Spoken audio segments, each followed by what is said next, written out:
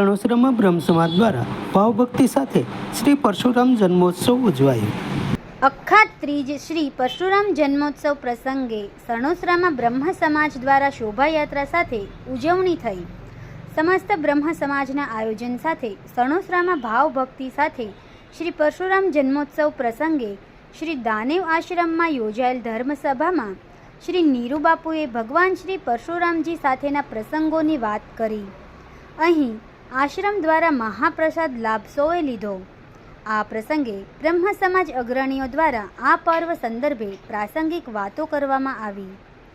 બ્રહ્મ સમાજ દ્વારા અખાત ત્રીજ શ્રી પરશુરામ જન્મોત્સવ પ્રસંગે સણોસરામાં ભાવ અને ઉમંગ સાથે શોભાયાત્રા યોજાઈ હતી.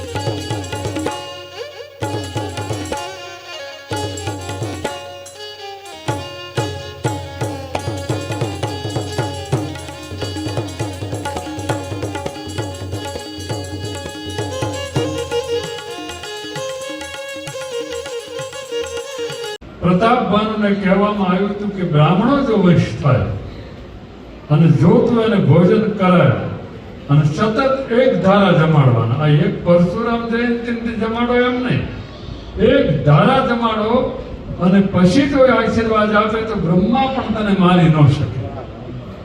આ રામાયણમાં લખેલું છે, મારા ઘરનું.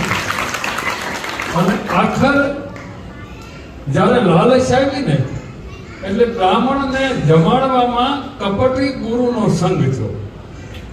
બ્રાહ્મણ સાચા પણ ગુરુ ખોટો, અને કપટી ગુરુના કારણે એને પ્રતાપભાનુને શ્રાપ મળ્યો, રાક્ષસ થવું પડ્યું. અને કીધું બ્રાહ્મણને કીધું તમારા યજ્ઞ આવે એ તોડશે. એ બ્રાહ્મણ બન્યા, આ બ્રાહ્મણ થયા.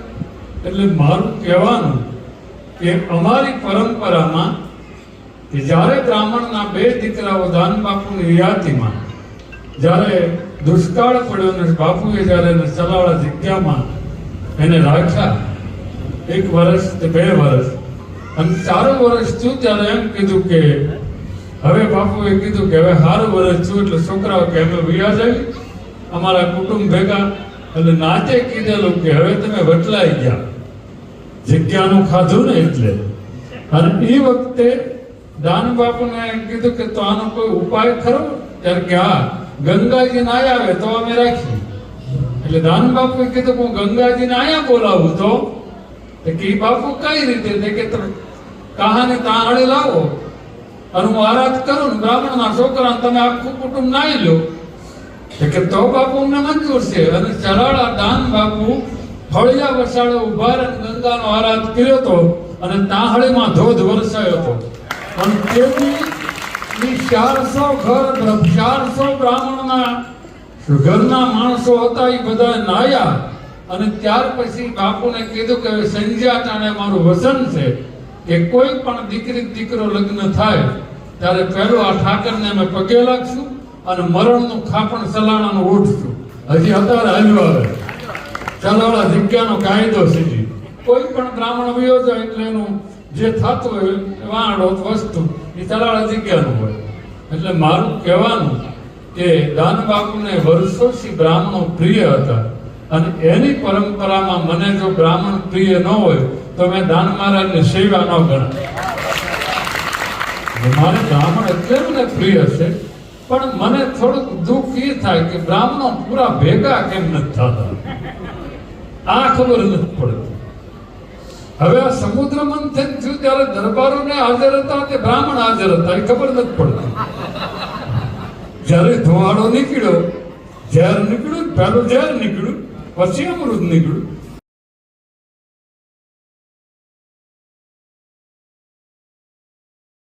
ગામે પરશુરામ જયંતિ 2024નું ખૂબ ધામધૂમથી આયોજન થયું હતું, જેમાં વડદાદાના ઘરેથી શોભાયાત્રાએ પ્રસ્થાન કરી સણોસરાના મુખ્ય માર્ગો પર પસાર થતાં દાંડિયા રાસ, ડીજે અને ઘોડેસવારોની સાથે સાથે દાનેવાશ્રમ પહોંચ્યા હતા. ત્યાં પૂજ્ય નીરુબાપુના સાનિધ્યમાં ધર્મસભાનું આયોજન થયું હતું, જેમાં રાજુભાઈ જાનીએ ધર્મસભાનું ખૂબ સરસ મજાનું સંચાલન કર્યું હતું, જેમાં પ્રાસંગિકમાં અજયભાઈ શુક્લ, મુકેશભાઈ પંડિત, દીપકભાઈ જાની વગેરે મહાનુભાવોએ પ્રાસંગિક ઉદ્બોધન કર્યું હતું. પૂજ્ય નીરુબાપુએ પ્રસંગને અનુરૂપ સરસ મજાની વાતો અને ધાર્મિક સદભાવના, ધાર્મિક ભાવ સાથે સૌને સરસ મજાની વાત કહી હતી અને સમાપનમાં સૌની આભાર વિધિ નરેન્દ્રભાઈ ઉપાધ્યાયે કરી હતી. ત્યારબાદ મહાઆરતી યોજાણી હતી. એમાં સર્વ ભૂદેવો અને ભાવિક ભક્તોએ ભાગ લીધો હતો. ત્યારબાદ દાનેવાશ્રમમાં સૌએ મહાપ્રસાદ લઈ અને સભાનું વિસર્જન કર્યું હતું. જય પરશુરામ. સમાજ માટે, સત્ય માટે, સત્યપૂર્ણ સમાચાર પ્રસારણ આપના મોબાઈલ પર તરત જ લાઈક કરો, શેર કરો અને સબસ્ક્રાઈબ પણ કરો. અને હા, ઘંટડી વગાડવાનું ન ભૂલશો. આભાર.